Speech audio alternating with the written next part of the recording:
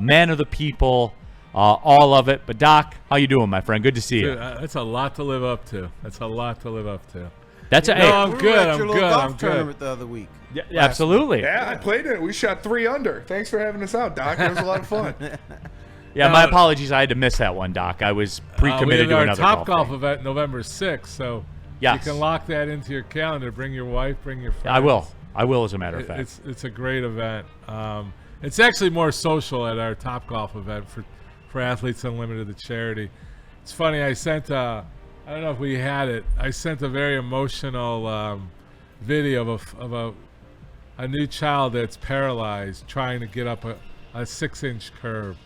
So just a preview. I'm gonna bring that out either one of our self shots or on the show. Very emotional. Yeah. About Athletes Unlimited and the impairments and the struggles this young child had just to climb up a 6-inch step curve. So it was kind of puts life in perspective, but we won't get into that. I think I've seen that reel. I know the reel that you're talking about. The dad who just it's great. It's emotionally moving. It pulls every emotion out of you. And if it doesn't pull any emotion out of you, then you better check yourself at the door. Doughboy Steve in the chat. Dr. Sauce. Yes, Dr. Sauce is here in the building. All right, Doc. I know that you talked about this yesterday when you were on with Braylon Edwards and Matt Shepard. But just kind of backing up to it, because you and I had comms about this. The kids call it comms earlier this week about the Maurice Norris situation, and you broke it down with them, and you talked about it. And I'm interested less in like the diagnosis, because we've come to find out he's in concussion protocol, and all in all sounds like it's going to be okay versus what we saw on the field, right? I mean, right. So, like I said, it's scary. It's scary for everybody, right? So I know you want to talk more about the medical approach of it, but first of all, to understand what that was, like a lot of people don't know what seizures are, right? You may witness somebody, in a cafeteria. We had a few people when I was growing up in junior high with uncontrolled seizures, where they would have seizures in our lunchroom, and it got to be like, oh, he's just having a seizure. Make sure he's got enough food in his mouth. But now when you're on the field and you're in split-second decision-making, you don't know what actually happened. You didn't get to see the replay 5 times and be able to diagnose that it was a terrible impact, terrible extension, and an impact seizure. You get to do that afterwards. But when you're in that split second, where I've been on the ice a lot of times with injuries, with these young kids, I had that young group of people that for Little Caesars and Bell Tire and Oakland Grizzlies and all that stuff, when I was a young doctor taking care of those guys, and there's a lot of cheap shots in that league. So you're talking about kids getting hit from behind with that extension, falling. You got to get on the ice to realize, is this serious? Do we need to put him in a board? Do we need to worry about his life? Do we need to worry about his airway? All that kind of enters your mind as you're running out on the ice. What am I going to be seen with? And the thing is, from a physician standpoint or the medical team, you always start with the worst thing. So worst thing is death, a threat to death. And then you work your way down. Is he breathing? Is the extremities moving? There's a whole process. When we saw the process there with the medical team trying to bring him around, you saw his body in spasm in a seizure activity, which means a lot more things. Did he sever something? You have to go through a routine. The best doctors, the doctors that are on the field and in emergency rooms and stuff like that, we actually are trained to create a calming effect, right? You can't be a doctor that gets overly excited, right? You have to be a controller. How do you do, Doc? How do you do that? If a man like Maurice Norris was convulsing on the field, how? Like, how do you stay in your shoes? How do you go out there? How do you treat him? How do you do that? And I know, like, we're trained. I get that. But how do you do it in the moment?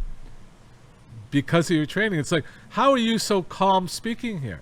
I'll put a mic in 10 other people's mouths, and they'll be, duh, and, it's what you've trained. It's what you love. It's what you have a connection. Like, even physicians, there aren't physicians that can do it. I'm not an ER doc, but I'm an on-the-field doc, right? I don't want to deal with heart attacks, although we have to deal with it. But you have to have a calming leadership, and that's what elevates you to continue to be at that level. The guys that enter that field weren't some rookies on the sidelines. You're talking about they have a love for it, they have a passion for it, and it creates a calm. Like when you're in your zone, like if it's anything in life, when you're in your zone, it's a calming. Your blood pressure drops, your heart rate drops, and you just go to work. And that's what they did. And that's, that's not just in the medical field. That's across the board. When you're in your sweet spot, when you're in your zone, when you're playing a game, like Igor Larionov was the best example. He was the calmest, he just knew what was going on. Or Lindstrom. I mean, I got to meet with these guys. They're just at a different level, and that translates to the medical too. So I'm trying to spin the sports into the medical. No, I get it. No, but Doc, I could be calm, at least for the first question. I'd be like, what's up, baby boy? Yeah.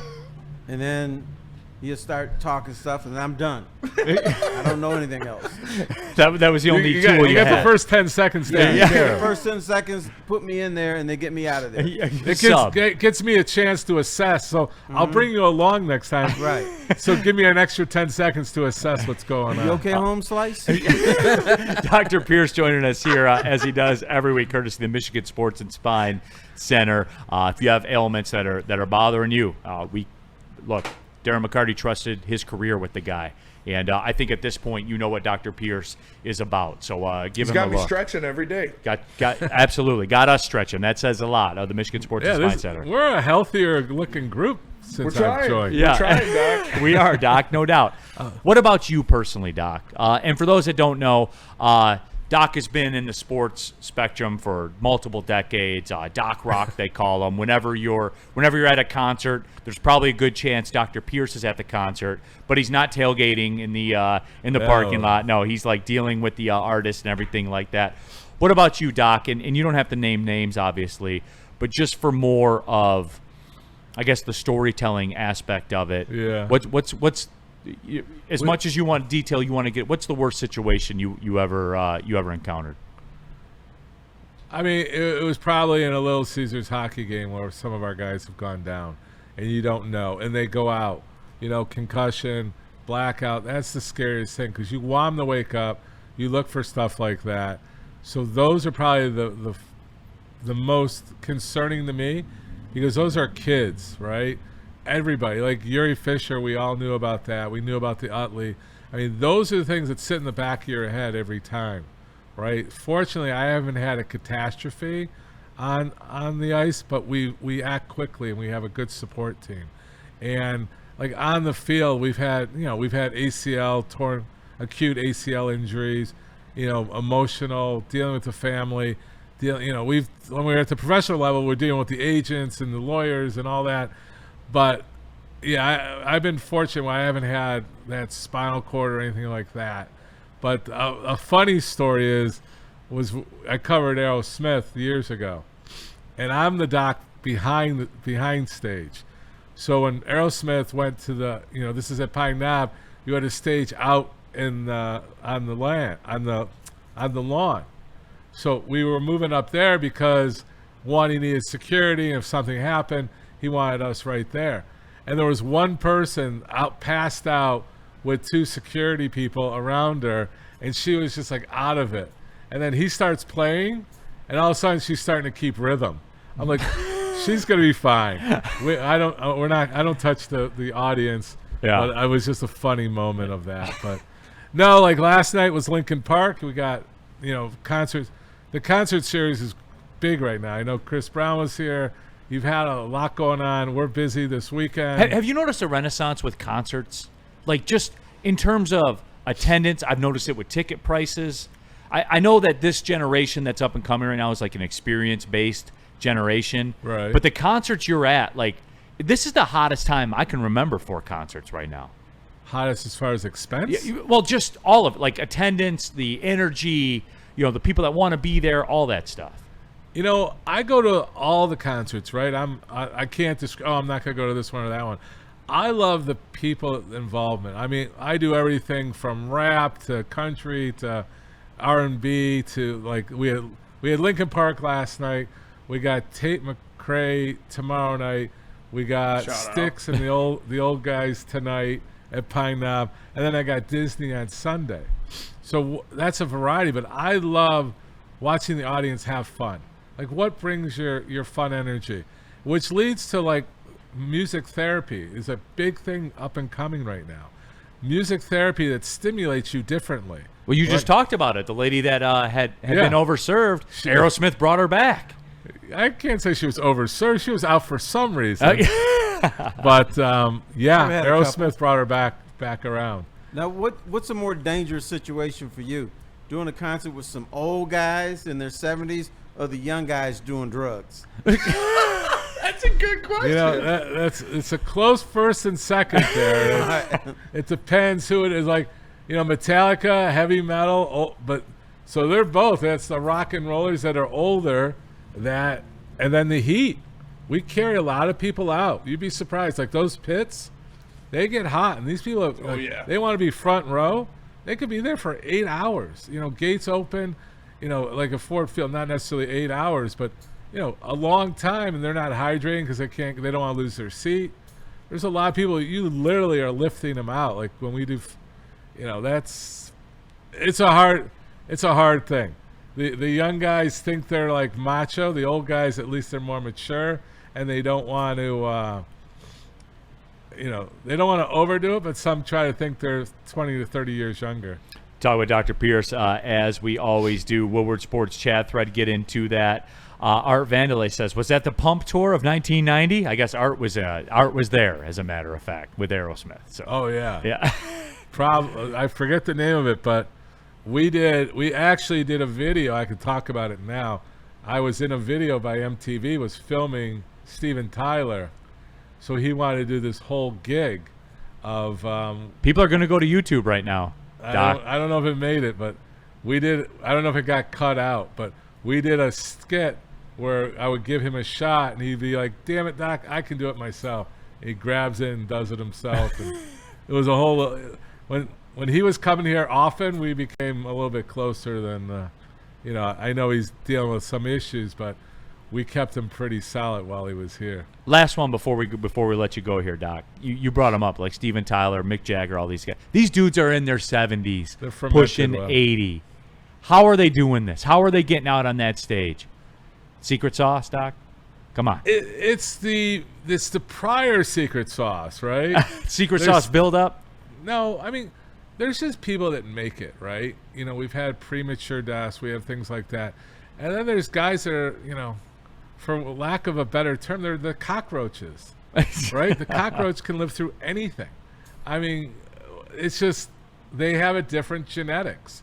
But they're also unbelievable athletes. You talk about Mick Jagger, he's working out. These guys aren't drinking and smoking 24/7. Like, I mean, not to bring up Kid Rock, but Kid Rock's a good friend. I mean, he transformed the way he's done lifestyle, things through his lifestyle.